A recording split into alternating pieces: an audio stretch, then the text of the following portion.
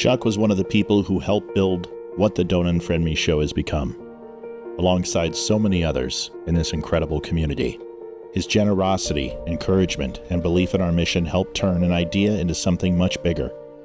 While Chuck may no longer be with us, his impact remains.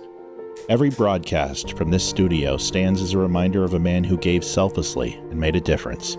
His legacy will live on through the show and through the countless lives he touched. God bless and keep him. Until Valhalla, my friend. Bigger, better, faster, more. It all started with just a vote. A single choice in a sea of millions. And suddenly, people we loved vanished. Godparents to our children, lifelong friends, all gone with just a click, with a comment, with silence. That's when the seed was planted. Don't Unfriend Me wasn't just a name, it was a plea, a line in the sand, a refusal to let politics tear apart what humanity once held so sacred. We didn't set out to build a movement. We set out to tell the truth, even when it hurt. Long hours, lost sleep, more setbacks than anyone will ever see. There were days it felt like we were shouting into the void, but we kept showing up. Not for clicks, not for clout, but because this matters. We pushed through the doubt, the algorithm throttling, the shadow bans, the isolation, the nights we sat at the mic with empty inboxes and broken spirits. And still, we stayed. We persevered. Because we knew there was something here worth fighting for. For years, thousands of hours, laughter, heartache, raw conversations with real people. And now, it all leads to this. One night, one room, one moment. We can agree, we can disagree. You can love me, or you can hate me. Just don't unfriend me. It all starts right now. Truth, are you tired of being so confused? You feel like you're more fucked up than the lies on the evening news. Well, just step right in. We can talk about it all as friends. And if you want, we can hug and kiss and make up for the party ends. Agree or disagree, stop offering me. 'Cause I'm everything you want, damn so what's your name? I won't tell no lies. Back up on the facts with truth. And if you can't get down with that, you must be somebody's stuff.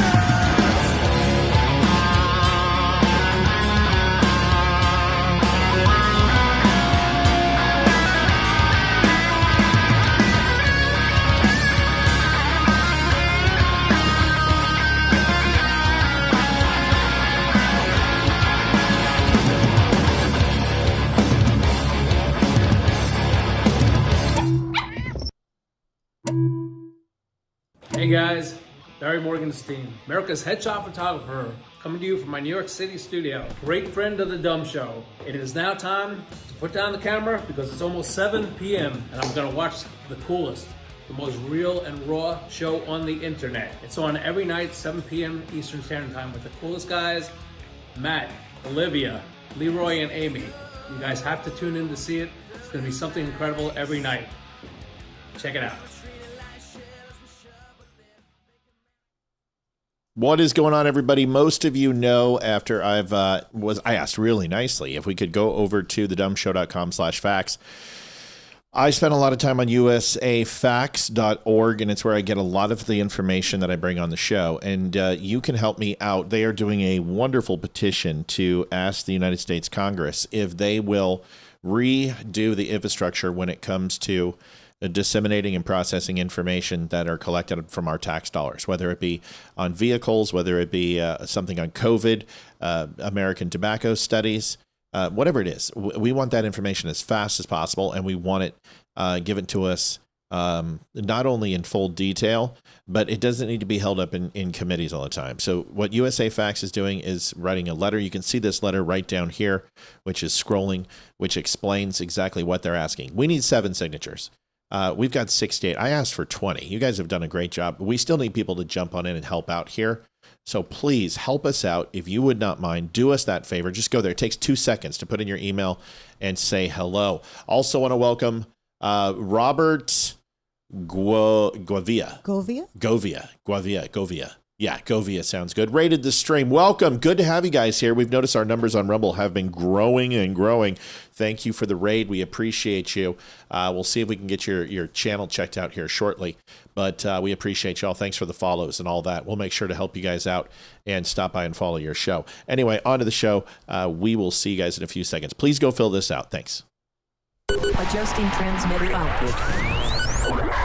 This is the Don't Unfriend Me Show with your hosts, Matt, Leroy, Amy, and Olivia. Geopolitics, military analysis, and election coverage. Coming to you live on all major social media channels at The Dumb Show. Go Vaya. Isn't it Govea? Honest, it says direct, Go Vaya. unfiltered. Yeah, Govea. We can agree. That's cool. We I can like disagree. that. It's a good last name. Just No, he says don't unfriend me. Guavea. Guavea, like guava, like coffee. Good. Okay, so every time I think about this guy, I'll think of coffee. Guavea. There. I'll never mispronounce it again. It sounded French to me like Govea. Govea. Company on Rumble. Good to see so many people on Rumble. Happy Monday. Holy shit, 206 people on Rumble? That is so kind. Thank you. Now I got to go over there. Let's go over there. Let's go take a look at this guy's page. Let's go do this right. Let's see. I'm sure that's just the name, right? I would assume. Okay. Well, let's go look. Let's go look at his page. Maybe he's live. So we can take a few seconds to do this. Absolutely. This is worth it. It's You stop repeating everything I say. Well, you stop repeating it. Jacob what? Spell it. Guavia. Hang on. Let me look. Because now I want to spell it like it sounds. Guava. G-O-U. Hold on. G-O-U. V-E-I-A. V-E-I-A. Okay. Yes. Okay. Let's see. Let's see. Where was it? It's not Robert, is it? Is it Jacob or Robert? Come on, Liv. We got to get this right. Robert. Oh, we got to help out this guy. There it is. Robert. Got him. Oh, yeah. There he is. Is he live? Yeah, he's got 71,000 followers. Holy cow. I think he is live right now. Holy shit, he is. Let's go say hi. Let's go listen. Hold on, let's get him. Okay, let's see. And put on the... Yes! Hold on. Hello, my beautiful friends.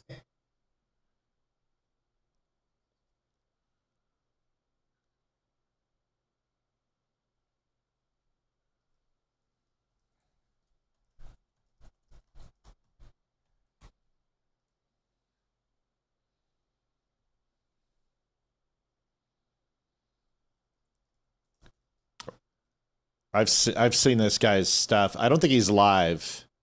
So no, I don't think he's live. Okay. If it wasn't...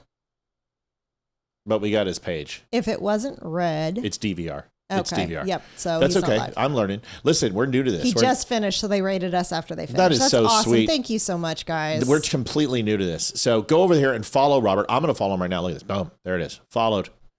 Awesome. I like his page. Like his style. I like his vibe. I like it. American flag in the background. Oh, he's got a Flags of Valor flag. Really? I think he does. I'll tell you in 2 seconds. Let's go in here. I'll tell you in 2 seconds. Let's pop it in here. And oh no, not flags of Valor, but I recognize the company, but I can't. It doesn't matter. The point is, he's got a cool flag. My flag's pretty cool too, but I like his flag. We just like each other's flags. I think we want to touch flags at some point. Folks, welcome to the Don't Unfriend Me Show. Congratulations. Thank you for rating us. We need all the help we can get. Yeah, so those follows. Rumble. Holy cow. Like, this is massive. Like 235 That's people huge. on. I'm like, what do we do? All right, this looks like a Awesome. good night. Here we go. Liv, tell us who's all going to be here. All right. So tomorrow we have Garrett Sedano from the Grassroots Army podcast on. Looking forward to that.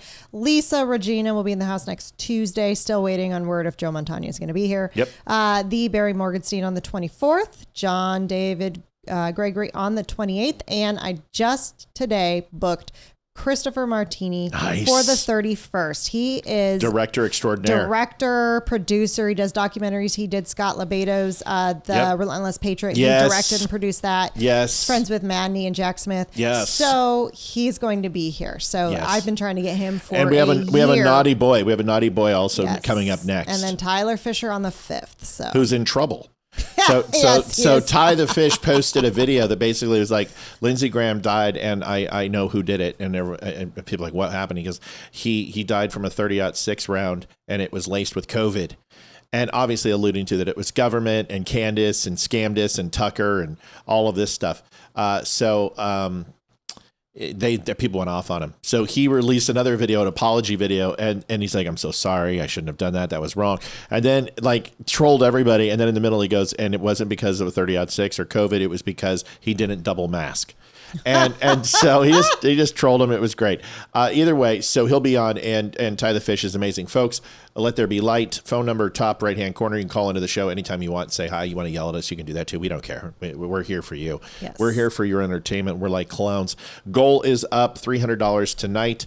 We are going to crush it. We have a good show tonight, and we're going to keep you guys busy. First, I got to show you the new shirt. Everyone asked for it. Like, Matt, you got to Olivia's excited. You got to make a Candace shirt. You got to do it. You got to use your art and your creativity. That's awesome. So, and by the way, once you guys go over and follow Robert, please go hit him on anything else. Go look up on Facebook and X and YouTube. Most guys on Rumble stick to that channel alone. We're kind of cross-pollinating because we have a good platform on all the other channels, but we care about Rumble. We just haven't been able to grow for some stupid reason. So if you guys can help us out there, but please go and follow Robert. Here is the new Candace shirt, and I'm going to walk you through in all of its glory. You're going to love it. You didn't use the PNG. I don't know how to do a PNG. You got to right click and save it as a PNG. I don't know that. No, it's okay. It's not your fault. It just doesn't look as good. It's okay. It's fine. I'm just particular. I'm kind of anal retentive. You know how it goes. I am not the tech person. I know, and I need to be patient in who I am. That's okay. The good news is I have some copies, and I was prepared. So if I can find it now, obviously I didn't have the copies. Where the hell did it go, Liv? We had who did we send this to? We sent it to Barry. Got it. Money. Got it. Okay, so here is the shirt itself. We got it. We're okay. And it essentially is Candace Owens in a straitjacket, and I will get the full visuals here in a second, with devil horns, completely cooked out as she usually is, and it says, "Go Max, retard." And this shirt is available right now, exclusively from The Dumb Show. Now, long sleeves, V-necks, and T-shirts for the ladies, and I love the fact the long sleeves comes in a maroon. Yeah. So here's the thing. She's wearing two buttons. One, it says "I love Chuck" on the top left side, and then Erica is the devil on another. And then you can see "Go Max" with angel wings, but there's a Star of David in the middle there. Lots just of fun little Easter eggs. Fun little Easter eggs. And the rest of the Easter eggs you can see on the left of the R, there is the Masonic symbol for the Freemasons, and the lower left of the R, there's a trap door. If you look between the R and E, there is a silhouette of an FBI agent. You can see the B from her accusing the B Colt in the E. The R down below, upside down, is a microphone lapel pin for the exploding pin. She has an Egyptian airplane up in the top, and then Britney Spears at the end of the D. Folks, this is a staple shirt. You don't get this type of quality. It says "Go Max Retard," available at thedumbshow.com. Go frickin' buy it. Olivia and I bought two already. We're ready to go. We're going to rock them. We can't wait. We're excited. I hope you are too. Go Max Retard. It's available. Yes. All right. So first things first. Oh, thedumbshow.com. It's all you need to do. All right. Let's see. How about a sneak peek on tomorrow's morning show, what we're going to play? And it has to do with putting your manners back in. You might remember that Tom Cruise did an interview with ABC sitting down one time, and he was talking about Katie Holmes, and they were trying to get him to talk about the divorce. And he finally just looked at the guy and said, "Dude, you need to put your manners back in." My grandma used to say this all the time, and it really comes down to the death of Lindsey Graham. We're going to talk a little bit about this. The South Carolina governor has decided what to do. Colorado is going after Victor Marks now. I saw that. Candace Owens, Candace Owens is. And Victor Marks cooked her. If you guys didn't see this, we'll try to, I'll get it. We'll play I tried to get Victor Marks on the show. We're working on it. He's busy, but he cooked Candace. I mean, just completely destroyed her. I want to get him on. I'm going to make some phone calls to Colorado and see if I can get this guy. I happen to know a very good friend of his from the University of Boulder who grew up with my father. I'm going to make a phone call and see if I can get him on. But let's do this. This is a sneak peek of tomorrow's show. It's 4 minutes. It's just ad lib, and I thought you guys would want to watch it. Here it is, and then we'll go into the South Carolina governor announcement. What's going on, everybody? You know, I've been seeing all these videos about Lindsey Graham, and I guess the only thing I can say about it is people need to put their manners back in. It's kind of an interesting saying, right? I remember my grandmother, whenever we would go to Pick and Save to go ahead and look at the 5 to 10 cent area, or I would go to Love's Restaurant cafeteria with her. And whenever I didn't say thank you or yes, ma'am, or no, ma'am, or please, she would just look at me and say, you need to put your manners back in. And then if I didn't, I got a rap across the beak. But most of the time I listened, and I always loved her for that she would help me be the best version of myself. I think there's a lot of people today who need to put their manners back in. And we saw it with Charlie Kirk and President Trump and Democrat senators or legislatures or governors. When things befallen upon us that are travesties, tragic, or just plain bad luck, we tend to be insensitive. We tend to revel in these times and look at it as somehow a win for our team. And I think it's the wrong way to be. And I'm not here to lecture you. I'm just here to give you my thoughts. I remember the Colorado Buffaloes. My father played for the Buffs. And there was a wonderful coach named Bill McCartney. And when he came on, my father was absolutely sure that he would help the team revitalize. Not that they had ever won a national championship, but being last in the NCAA, really had nowhere to go but up. And the interesting thing about that is Bill McCartney always believed in up. He was a faithful man. He was devout as a Christian and as a family man. And he created a group called the Promise Keepers. And it was exclusive for men. And they would do Bible study and made promises to their family and loved ones to always be faithful, but it was fairly secretive. And this did not go well with feminists and people who did not believe in God. So they relegated McCartney to some sort of zealot or televangelist. And during that time, those were not good words and still aren't to this day. But Bill McCartney was also known for something else, taking the Colorado Buffaloes to a national championship, losing to Notre Dame in the Orange Bowl, which I went to. But also, the following year, tying for first place with Georgia Tech still sits raw with me. So my experience with Bill McCartney, when I went to the football camp and got to meet him and hear him speak, was one of an affable man, a person who is omnipresent, who was strong in his convictions, and honestly got us the W's. But other people despised the man and thought he was sexist, and thought that he would snub his nose at anyone who didn't believe in their God, his God. Two different perspectives, same time, same amount of information, but completely processing it in different ways. And I think of the same when I think of Lindsey Graham. I didn't really love Lindsey Graham's politics. I wasn't a big fan. I enjoyed his humor. I enjoyed how he protected Justice Kavanaugh. I always felt that he came up short in all of his promises of what he was going to do, but most politicians do. But the man was a patriot. He served his country for 33 years, and no matter what you say, oh, he took money from foreign groups, or he loved Ukraine and Israel more than the U.S., yeah, those are all different experiences that you remember, but the people in South Carolina maybe remember different things, like a handshake in a grocery store, or a wave as they went to the post office. And that was their entire experience with Lindsey Graham.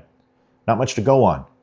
Yeah, Karen, I saw that. Victor just won the Republican primary for governor in Colorado. Interesting stuff. I got to get him. But remember, everyone has a different perspective. None of those things, no matter whether you agree or disagree, deserves you to wish him to go to hell, or call him a Nazi, or call him a sellout. In fact, that's just what we do now because we wish for the worst for the people who don't align with us. And I think, maybe, we should just put our manners back in for a few minutes and try to recognize the good, or we should use that mouth for chewing food at Love's Cafeteria, or maybe a rap across the beak might be coming your way. Just a thought. Not a threat, just a thought. Thanks for watching. So that will go ahead and air tomorrow at 8 o'clock. Please do me a favor, go over and throw it a like. And just wanted to give you guys a sneak peek on that. I'm going to try to do that and do these videos a little bit ahead of time. Here is the South Carolina governor announcing the replacement. What's great, Trey Gowdy came on, who is a friend of Lindsey Graham. I'm not a fan of Jason Chaffetz, Trey Gowdy. I'm not a fan of Michelle Bachmann. None of these folks. That they're all the Tea Party zealots, and I'm not a big fan of the neocons. But once again, I thought this was great that the governor announced his sister, Lindsey Graham's sister, who he adopted after his parents died. It's a pretty cool thing. Mr. Sauce says something about my wife's hair, and then said something about a hat I don't understand, but whatever. Here is the South Carolina governor announcing this. A small town, rural town in South Carolina accomplished through grit, determination, and character for his state, for his country, and for his world. Lindsey Graham recognized the greatness of America and her obligations to a dangerous world. Lindsey Graham recognized the seriousness of his work, but also the value of humor and a light-hearted spirit. Lindsey Graham understood the hopes, dreams, and needs of his state and delivered for his state every time. Presidents, paupers, famous or forgotten, he treated us all the same. We have seen him attack evil and injustice and embrace friendship and the common good with equal fervor and strength. Yes, we are going to miss Lindsey, but we will always remember his quickness, his laugh, and what he has done for us and the world. As he described himself, this poor boy from a little town in South Carolina. Today, under the law, it's my duty and honor to name someone to serve in the place of this irresistible man, this irreplaceable man, this extraordinary man for the remainder of his term. Lindsey took care of his little sister in years. So a couple comments on Rumble. It's interesting. I want to address them. Fence riding manners is what got us here. I no longer tolerate it. Good luck. It's interesting. I don't think I said that. I just said you don't need to trample over a man's grave when he's dead. What good does it do? You should question Lindsey Graham as much as I did for most of his career, which I did and challenged him. Felt he was a neocon. I felt that he was an opportunist. But there's no reason for me to go ahead and trample on the man's grave. So unless you just, are trying to do it to hear your own voice. So I really don't think there's any luck about it. I was a staunch critic of Lindsey Graham. I just don't think you trample over a man's grave. He didn't earn the things that people are saying. But if you want to call him a Nazi and you want to call him a pedophile and all that other stuff, you can do that. That's your choice, not mine. But certainly I'm not a fence rider. But thanks for taking a shot. Another one is, this was a good one. I just read this. How is this not dynastic? Well, dynastic being the transfer of power from family member to family member, creating a legacy, almost like a monarchy through divine right. I understand how you could say that, but this is the thing, is that this is a pretty much standard. This happens in local politics. This happens in the townships. This happens in mayoral races, governorships. And the reason why they do this is that it's an elected body, and to have a runoff election for 6 months or 9 months or a year, whatever it would be, considering he's coming up for re-election in November, it's a formality position. The position of the previous senator is well on record. The bills that they will have are absolutely on session for the next year. So how Lindsey would vote, she will vote accordingly based upon how Lindsey would vote. So although I could see how that would be an argument, it's really not dynastic or anything to that effect. Some people could even say it's nepotism, but instead of a child or a spouse, receiving some sort of. So I think nepotism is a better word than dynastic, but I could see your point. It doesn't bother me. The person stays in power. Now that is something that the Democrats do with holding positions and sticking someone else in there that they want, like Kamala Harris or Joe Biden or Hillary Clinton, which is what they've done the last 3 elections. So I get your point. It's a good question. What else? Anything else on this? No. Good. So get his shit together, right? go find a person who's going to fill his seat and make sure South Carolina doesn't fall the way of North Carolina. And that's pretty much it. Kids Today says, good, because right off the bat, it's clear this is a serious channel. Cool. Good. Glad you like it. I'm glad you guys are here. Yeah, welcome to everyone. Yeah, for those who don't, bye. So don't unfriend me, right? So, and by the way, call in if you don't like it. You got a question or you don't like something, that's fine too. Yes, but Matt's hilarious too. Oh, that's true. That's so true. And I've got a big penis, so that's also a major. I don't think they're here for that, dear. You sure are. What do you think? You gotta look at me the whole 2 hours. Your hair looks great. People have said that. What do you think? Do you mind that his sister? I mean, there was nobody more intimate. I would think from a understanding of his policies, understanding of his belief structure. She is fiscal conservative and a fundamental Christian conservative. So, like, I'm not horribly upset. It's the last session of Congress. Honestly, they're not going to get much done over the next 3 or 4 months anyway. I mean, no, I'm not. I mean, majority of the time, it's a spouse that steps in. So what's the difference between a spouse or a sibling? Right. They do it because it's usually you're going to have the same line of politics and way of thinking. And so they're trying to keep that person at the same voting level that they were at. And what are they going to do? Have an election next Tuesday? You can't do With it. Who? I mean, and how do you run that? Exactly. I mean, by the time they vote and get the ballots printed out, it's going to be time to run anyway. So you need a placeholder, and next of kin is the best person to do it. Yeah. Yeah. And I have absolutely no problem. He wasn't married, so it's a ceremonial no position. She's not going to introduce legislation. She's not going to veto spending bills. She will go in and she will vote the way Lindsay was supposed to vote. I'm fine with that for a temporary solution to a permanent problem. All right, let's move on. Yep. Erica Kirk in court. Now, you found this video, and this is Erica Kirk was leaving court, and then somebody had some things to say. Somebody had a few things to say. Okay, you want to expand on that? She was defending Erica against all the critics. Oh, this is great. We'll love this. Yes. I can't wait for our Scamdace shirts. I'm really excited about these. Like that. I'm sorry, but I'm very excited about that. Here's Erica Kirk.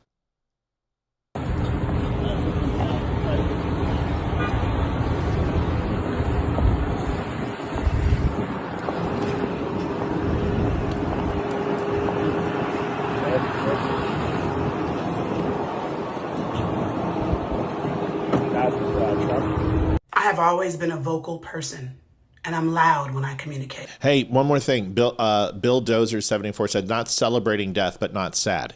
Right. I'm not sad either. I've got a 30-foot flagpole out. It's at full staff. I'm not lowering a flag for Lindsey Graham. I didn't lower it for Jimmy Carter. I'll lower it for Donald J. Trump. I'll lower it for Bill Clinton.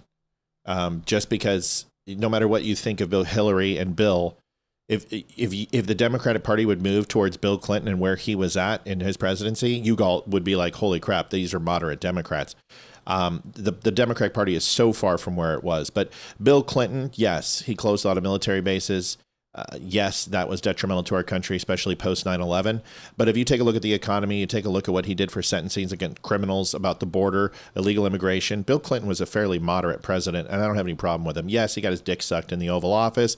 Who didn't? Listen, I was just going ahead and having a little fun with Monty. I looked down at her and I said, baby, do me a favor. Why don't you finish, Billy, and give me that chocolate chip cookie you have over there? I'm famished. I'm famished, and I got to reload. So, yeah, he did that, but who cares? Honestly, I mean, come on, mark it off your bucket list to have your sucked under the Resolute desk. Come on.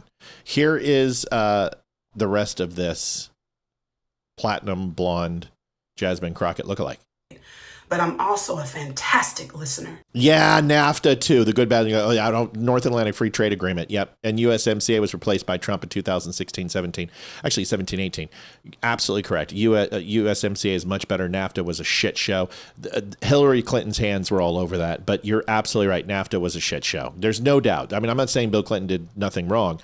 NAFTA is absolutely one that I should have included. Thank you for my correction. And this post, I just read the comments. I didn't even respond. I just analyzed to see what people were talking about. And throughout the comment section, people are saying that her hair is too long, it's too blonde, her eyes are too blue, too many bodyguards. Who would go to court wearing designer shoes and a tight dress? Look at her. Her clothes are too expensive. It must suck to be a broke, ugly bitch. It must suck to not have lived the American dream and be able to forge a lifestyle, huh? It must suck to be fucking that unattractive that you talking about the next woman and how she's going to court looking wrong. Do you ever heard the saying when they say, when you look good, you feel good? Do you know how much? I like her. I like her. Mm-hmm. I watched. I was like, oh, I love this. And video. The blonde hair kind of plays. I'm just gonna say it's kind of. She's got sass. Yeah, she's got some sassafras roots. Strength it actually takes to have to get up every day and look good, especially after your husband was assassinated. You probably don't, but you don't even wash your ass every day. I'm convinced that those people who think that Erica Kirk is a killer are bums. And I'm not even talking financially. You are bum in spirit. You are a bum in spirit. There's no other way. The fact that you guys think that she intentionally killed her husband so she can get up every day and tell her children they no longer have a father. Why? Because of Israel? Because she wanted to control the corporation organization by herself? No conspiracy theorist has ever been able to have enough legitimate reason for me to believe what they believe. And I want to know why. Right. Yet still, you want to rally behind a woman who's had 4 babies, okay? Who's going through a postpartum psychosis and is now pregnant again and has announced aloud that she's angry with this child. Cook, sister, cook. This is why Americans be failing, because those be the ones be shooting people up. And you're like, they were such a great person. No, they weren't. You just didn't pay attention to the signs. I haven't seen no court orders against fucking Erica Kirk, but there's thousands against Candace fucking Owens. Like, I don't understand it. You want to attack a woman who is completely convicted in her faith. Candace Owens don't even know she's a Catholic today or a Muslim tomorrow. That's correct. You don't question her. Correct. You don't question a woman who is embroiled in legal battles, who's damn near a regular litigant, who's constantly defending lawsuits. Oppose a woman who's probably never even had a lawsuit. Like, this is what America's come to? This is what America's come to? Y'all attack the woman of Just know these motherfuckers on the internet is fake. Yeah. She reminds me of me sometimes where I get so frustrated I have to just breathe. Good for her. She's amazing. Yeah, she was great. You know, I'll tell you what. I know for a lot of years, Diamond and Silk. And a lot of people, you know, were like, oh, whatever. They don't have a lot of gravitas. I'm wrong. When Diamond died, I know Silk continues her show, but put her in Silk's seat. Yeah. Because that woman would fill in and crush. I don't know if Silk has found anybody yet. Last time I checked, I watched a few videos and I liked them. Oh yeah, she was solo last time I saw her. But get that lady and put her on your show because that's impressive. It's good stuff. It's amazing. You guys, when you're trying to fill out a new host and a new show, you're like, well, that's weird. He said something nice about Bill Clinton, folks.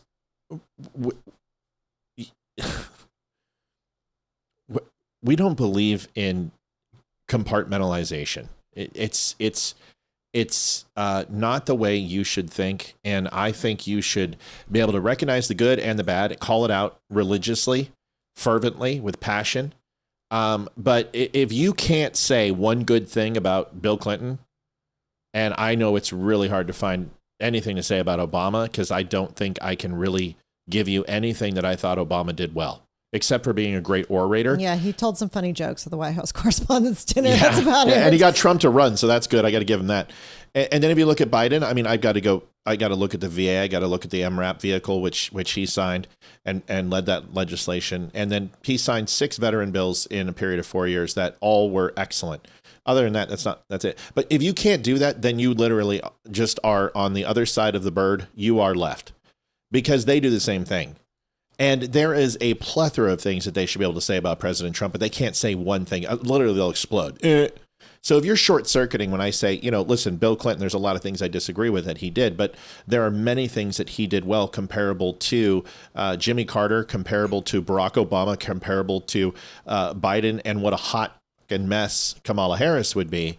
And if you can't listen to that language and go, oh, yeah, you know what, I agree with that, then it's not that I need you to agree with me. It's that I need you to have a conversation with yourself about how to open up your mind a little bit. That's all. That's all I'm trying to say. And if this isn't your thing, then this show isn't for you. And that's okay. We don't want to lose you, but we certainly aren't going to pander to you because we don't do that. I would like to see her.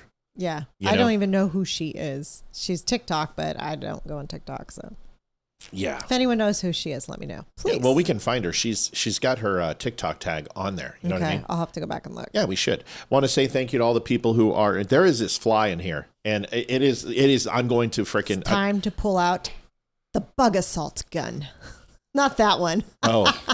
The other one. E! We actually have the assault gun. I gotta get the kid in here. Oh, I see it. It's flying around. It's driving me crazy. Yenny, do your job. Go get me the bug assault. We have the laziest cat in the world that just looks at bugs as they fly by, and she's just like, whatever. All right, so here's the thing, folks. Oh my gosh, it's what time is it? 1937. 7:36. Zero donations. We're at zero. We're following up what we did last week, which sucks because last week it was an absolute travesty. Thank you, son. Thank you. I appreciate it. Appreciate you. Is there enough salt in it? The bug assault. The greatest thing since sliced bread. Can I tell a funny story about this? You have to do it quickly. Okay. We have a busy show. So last summer, one of Ethan's friends comes over, and a little bit later, his mom texts me and goes, so I'm not going to say his name, came home and said that you've got guns just laying around. And I'm like, no, can you get me more information on what he said? And she goes, well, he went to let the dog out and he saw a gun hanging by the sliding glass door. And I just about died because I was like, oh, that's the bug assault gun that we have. Oh, and you're damn right. This puppy doesn't, this thing hurts. And she's like, I was like, apparently he didn't see the bright orange tip on it, but she goes, we have one too. I don't know why he didn't recognize it, but it freaked out one of Ethan's friends, which is hilarious because he's been over like 100 times. And he's absolutely right. We do have guns just laying around all over the place, but not in sight. Yeah, but it's one of those little flies, those little tiny ones, and they're little bastards. Yeah, do your job. Tubber hates men. What is this? What is this ugly human trash person? You don't even remember. No, it was because it was last week. Oh yeah, because the patriarchy and men are the problem with this world. Isn't it interesting that feminists always say F the patriarchy, yet if they ever want to leave the patriarchy, they're going to have to appeal to the benevolence of men to overthrow the patriarchy. Yeah. Because wait, why don't you let it sink? Let it wash. You're so quick. Just hold on. Feminists hate the patriarchy, but in order to overthrow the patriarchy, you have to appease to the benevolence of men to overthrow that patriarchy, because women have never successfully overthrown anything in their lives. Can you think of anything? Except for Wonder Woman? That's a good point. Women have never, in the history of women, there's no Octopussy Island of crazy assassin women. There's no, Fox Force 5 from Quentin Tarantino. There's no Charlie's Angels. There's no Armada of Women. There's no Cleopatra assuming the Egyptians and the Mesopotamians and owning their armies. There's no Spanish queen with armadas. And if they were, all the men are going to be in the chariots. All the men are going to be on horseback. All the men are going to be the ones doing the fight, and the women are going to be back home. So it's interesting that they hate the patriarchy. What were you going to say? Oh, I'll say it after the video. Okay. All right. Sorry. I had to do that. Apologize. Just let it wash. Let it wash. Here it is. Women hate men as a system. Men hate women as people. And it's like when we say we hate men, we are really saying we hate the patriarchy. We really hate the system that keeps men in power and keeps men harming us. Men hate us as people. Men hate us individually. Yeah. And sometimes people are like, why are you so angry about the patriarchy, Kristen? I don't think people are aware of like the level and the quantity of things that their fathers and brothers and grandfathers and friends and boyfriends and husbands have been saying to me for like 13 years, constantly, every day. I am not overreacting. I am reacting appropriately. Okay, so my comment is, so men hate women. No, they just hate you because you can't get effing laid. It's true. If seriously, lose some weight, do something about your appearance. Don't look like you got like freaking, I don't even know what's going on with the hair. Like Jabba the Hutt's sister. Yeah, seriously, take care of yourself. Take some pride in yourself, and maybe men would like you. You just don't like men because you can't land one. That's my bitch about you, because that's pretty much, seriously. I have no idea what she's talking about. She's just... Michelle Farrell Lionberg says, what did they call those female giants in the Bible? Nephilim? Nephilim is what you're talking about? Or Femim or Anim, and there's a whole bunch, but I think Nephilim is the one that we remember, and Olivia and I play a lot of Diablo, and that's the one that's most recently in my mind, the Nephilim. Yeah. Well, here's the thing. I'm a woman. I don't like you either. So what are you going to say? Women don't like you either? Here's the thing. I really hate to say this. No, I don't. I don't hate to say this. I'm going to say this. The reason why men are, they lead the country, they're in the highest positions of power and CEOs. And I hate to say this is including black people and Mexicans and gays and lesbians. I hate to tell you this. I hate to tell you because this is going to really just rock your world. Because the only reason why people put a black CEO is because the product that they sell is black, or it's a demographic that's black.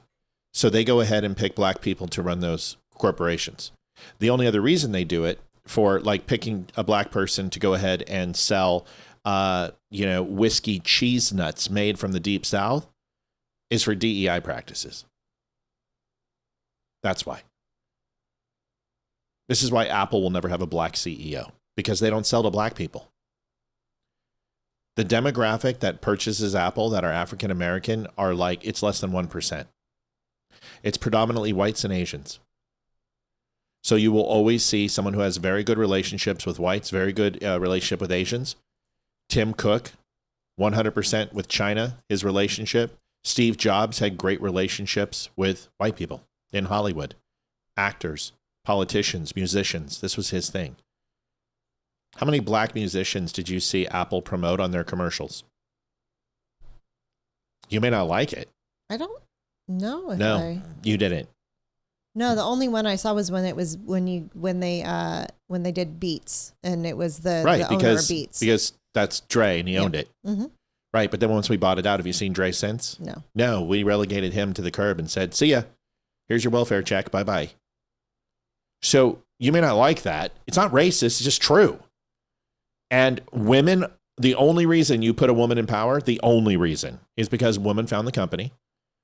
They have a man problem with sexism or whatever, and the company needs a rebrand, or because it's woke and it's DEI. Because women make bad leaders. Sorry. I'm sorry. Women make horrible leaders because they're emotional. With our emotions. They're emotional. They're not logical. That's right. No, because once a month we hate everyone and everything. As in Hayden yesterday. I'm just mad at everything and I hate everything and everyone right now. So she told me on the way to the store. I was like, okay, you need some chocolate. Here you go, kiddo. It's not personal.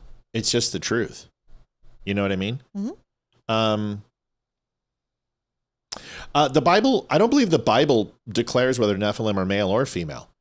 And most of the angelics, I didn't think anatomy was defined in that sense. What is this? Go ahead, call it out, baby. Mello, it's dummy time. 2625. Thank you so much, Mel, for getting us started. Appreciate it. You too can help out the Don't Unfriend Me show by going to thedumbshow.com/donate. We take any amount of money, $1, $5, $20, $50, $100,000, whatever you would like to help with. We appreciate it all because you guys help fund our show. Because Facebook sucks. Facebook sucks. I don't think the Bible mentioned any giants, female or otherwise. But the Nephilim is the only thing I can think of. But I don't know. I don't know the answer to that question. I gave you the best answer I could give you, but I don't even know if it's true. But Nephilim, I don't think they describe them as men or women. I know there was like some language around the Nephilim that possibly they were. It was more manly type descriptions, words that would describe a more manly disposition. But I don't know. Get a biblical expert over here now. Who would be our resident biblical expert? I don't know. TV Green says, or you can drop a gifted sub. That would be nice. I want to thank the people who did that because I feel horrible because people gifted us subs. I had no idea what it was. Oh, guess what? We just looked on Rumble on our numbers. We've grown 200 people, 200 followers in the last 2 months. So yep. It's got to be all because of the raid. So And Thank so you. TV Green's been doing a great job helping us out with that. Mel's been doing a great. There's a lot of people helping us out. Fallen angels mated with human women, and they are the Nephilim, right? But angels can't conceive with human beings unless they're fallen. Isn't that correct? Don't they have to lose their wings and lose their angelic status in order to be? Somebody help me. Goliath was a giant, yeah, but not a female. We were talking about females. They asked about a female giant. So we're not talking about individuals. We're talking about a race of people like Amazonians or something like that, like they have in DC with Wonder Woman. That's my point. Jane says Nephilim were referred to as mighty without sex being included. That's my point. Yeah. Yeah, I don't think the sex was... Giants bore from the fallen angels taking daughters of men. Well, then that would be the Nephilim, folks, right? Am I... To be honest, I've never even heard the I term don't want you to until be we honest. played our video game. I don't want you to be honest. I want you to be honest. Be honest. That's not what you said. Go listen to the tape. It says to be honest. Okay. So, never heard of a female giant? Michelle says, right? Only stories you heard were male Nephilim. Bubba, tell me the okay, I'm not going to get into a biblical conversation. You got to give me the scripture that says that they're male. Right? Giants of the Bible came from earthly women. That's what I've seen. Okay. All right, cool. All right. Good conversation. Sorry, guys. I got to move on. Bongino on Hassan Piker. The Book of Enoch. I know. The Book of Enoch. I know. The Book of Enoch. Right. And it's amazing how much people bring up the Book of Enoch. Let's go on Bongino and let's watch Piker real quick. Let's move off the Bible. Thanks. If this doesn't result in a lawsuit, I got to tell you, I will be astonished. This is some of the most disgusting stuff you're ever going to hear in your life from a commentary guy who's got a big following. He's taken a huge risk on this. Check this out. One of their rapist hosts is now the fucking Secretary of War. Pete Hegseth also has a Nazi tattoo on his motherfucking chest. A Nazi tattoo that actually got dinged by the National Guard, which stopped him from participating at the inauguration as security detail. Something he wrote about in a motherfucking book. And he was such a prolific rapist that his own mother sent him an email begging him to stop raping. That guy, with a drinking problem also, is now the Secretary of War. That guy used to be a host on this network for years. And they're over here talking about, wow, I can't believe it. The Democrats did this. All right, folks, any lawyers in the chat? I am not a lawyer. Any lawyers in the chat, chime in. If you're a public figure, okay, there's a different standard for legal defamation, okay? It kind of sucks. I'm not sure there should be a different standard, but there is. If you're just, and to correct me in the chat, by the way, if I'm wrong. I didn't stay at a Holiday Inn Express last night, so the whole joke about being a lawyer. I'm not a lawyer. However, there are different standards for public figures. All you have to basically do is prove there was a defamatory lie if you're just a regular kind of citizen without a huge public footprint. If you were a public figure, you have to prove actual malice. Actual malice. You just called a guy falsely. You just defamed him. You called him a rapist, a patriot, a public servant. You just called him multiple times. Holy Moses. I hope this guy's got a checkbook ready to go. This is Hassan Piker. This is a guy who puts an electric shock collar on his dog. The folks. Apparently his dog wasn't there to beat today, so he got all pissy. Yeah, listen, we're still, people are still talking about the Book of Enoch and Cheese Matt. I understand. Listen, we already got into Apocrypha. We already got into what is considered to be canon, what is part of the King James Version, what are ancient Hebrew texts. The last time we did this wasn't a great conversation. It took like an hour and a half. The show went on a tangent. So someone asked about female giants. I don't remember that outside of the Book of Enoch or anything else, but the Nephilim was the only thing that I could think of. And it sounds like I was right. So, okay, can we move on? Are we done? All right, everybody, open your chapters and verse. We're going to begin our Bible reading session. This isn't that show. We're not doing that. Although we're thinking of producing something on Sundays that's really cool. You want to tell them about it with Haiti?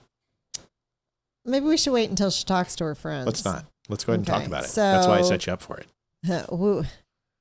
So last night after youth group, her and a few friends just sat around and talked for like 3 hours and had really good conversation. Right. So when she came home and told us, we're like, Matt's like, hey, that would be a really cool segment for the show. It's just that.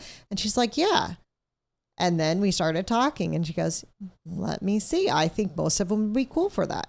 So we're going to see if on Sundays afternoons, evening, because youth groups on Sunday evening, to have 4, 3, 4, 5, whatever, come into the studio and they would run the show. And it would just be a good conversation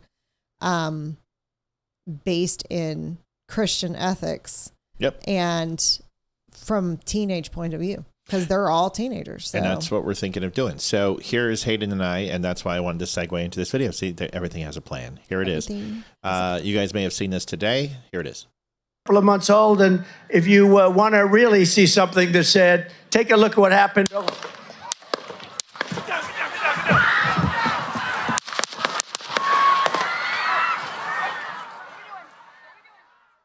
2 years ago today, President Trump was shot on stage in Butler. Dude, did I dye my hair this morning and I didn't realize it? It does look darker. Doesn't it? What the hell? Is it the light?